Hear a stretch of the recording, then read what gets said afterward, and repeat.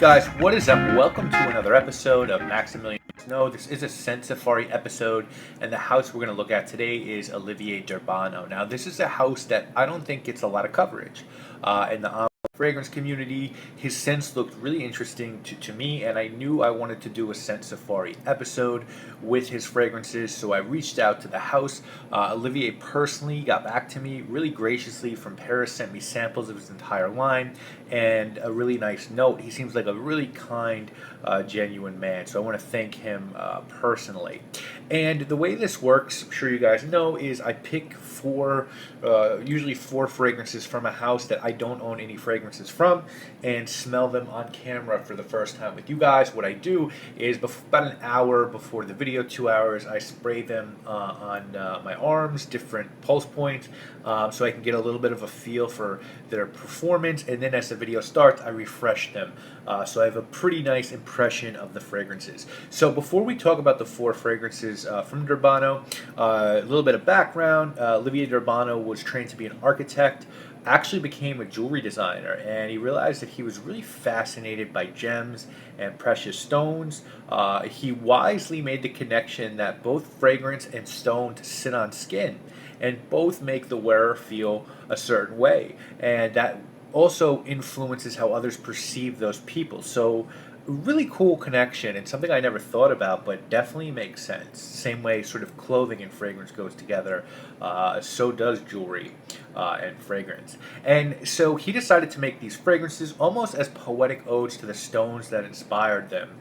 The line is called Perfumes of Stone Poems in English, and let's look through some of them. Now I just want to say that with each scent, Durbano has these guides that tell you the scent, give you the story behind it, and the notes on them. So really cool. Like this is the one for Jade, and you have it in French and English, and each scent that Olivier sent me has one of those. So the first fragrance I want to look at is the one, we'll go left to right, and this one is called Prometheus.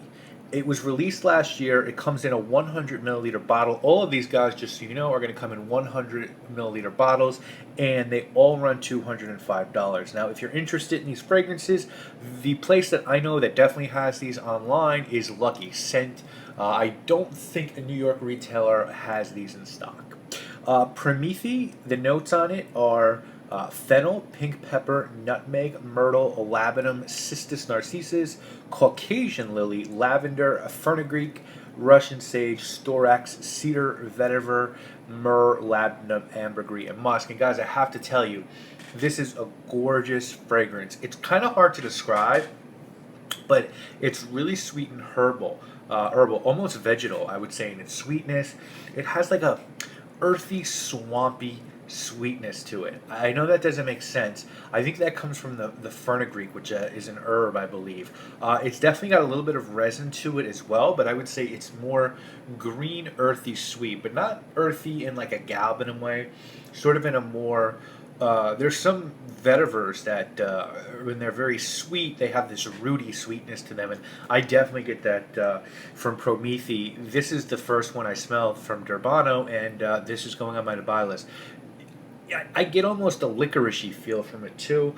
I think it's really an ingenious fragrance. I love this one, and I think anyone who sort of like greener scents like Absinthe by Nasamato, or anything along those lines, really should give this one a look, because it's really unique and it's really interesting. The next one I want to take a look at is this guy, and this guy is called Rock Crystal. Same price point and concentration as the rest. These are all available, as I said, at Lucky Scent, by the way. This one, Rock Crystal, has notes of orange, pepper, cardamom, cumin, olabdanum, benzyne, myrrh, citrus, cistus, sandalwood, vetiver, cedar, everlasting flower, oak moss, and myrrh. Now this one is really resinous and smoky. You're going to get cumin out of this one. You're going to get a little bit of orange and spiciness of pepper at the top. It's a really resinous scent. It's a little bit woody. I get like almost like I want to say like a cedar vibe from this one. It's a real cold weather fragrance. I think this would be great when it's really cold out. Reminds me a little bit of a fragrance called Arso. by Profum Aroma. It just sort of reminds me of like being in a log cabin in the wintertime with a fire burning and just being really cozy and comfortable. I think rock crystal is really well done. The third one we're going to talk about is the one that I think at least has gotten the most praise that I've seen. That one is called Black Tourmaline.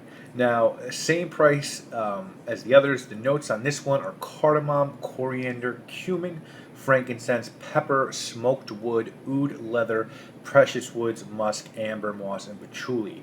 Now, you look at the color of the juice, you sort of see it's got black in it, and I think the comparison that I immediately associated is Black Afghano by Nasamato, and I think that sort of holds true. This is a more transparent version of that. It's intense, it's smoky, it's heavy, but it has a very sort of inherent lightness to it. You're going to get smoke, you're going to get oud, but it's not going to overpower people. It's actually pretty soft, if you can believe that. It's almost like if Jean-Claude Elena were to do an incense and oud scent. It has that transparent nature that I think it's more of a safe wear than some of the other oud heavy fragrances out there. This one and Rock Crystal sort of remind me a little bit of each other. I think Rock Crystal's a little more woody, and I think this one's a little more smoky, but they're both really well done. And anyone who likes darker incense sort of fragrances, I think should definitely look at Rock Crystal and Black Tourmaline. Now, the final one we're going to finish up with is this guy in the corner. This one is called Jade.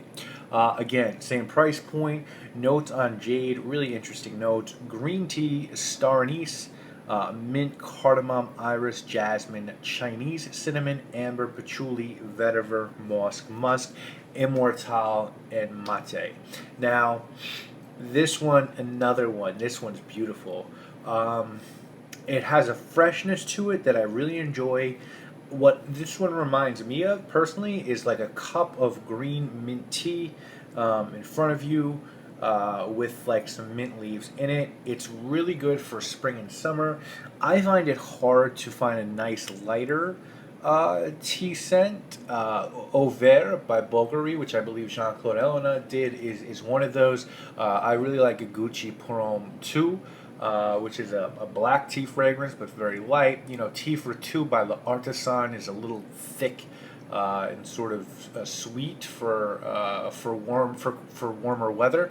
This is a tea scent that you could definitely pull off when it's warm out. I like the cinnamon and the tea and the mint and all the spice really makes this nice. It's almost like green tea with very light Christmas spice. So another really interesting one for me. So guys, as far as my experience with these four, Prometheus is definitely getting a bottle of that. I'm seriously considering getting a bottle of Jade.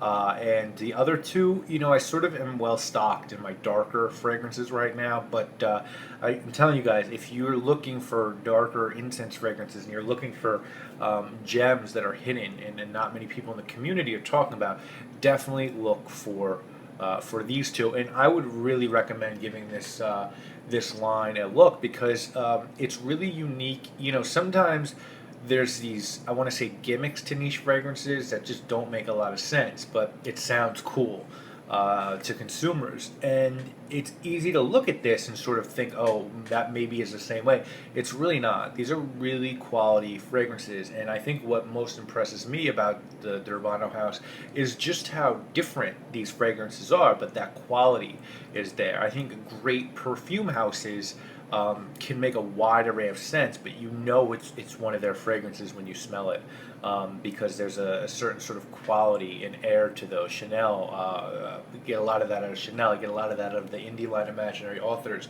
You should get that from Nasamato, and I think it's there with Olivier Durbano as well. So I'm going to link to his website in the description. Let me know if you have any questions. Let me know how you're liking these Scent Safari episodes. Again, thank you, Mr. Durbano, and we'll be back next week with an episode. Guys, you know what it is. My name is Maximilian.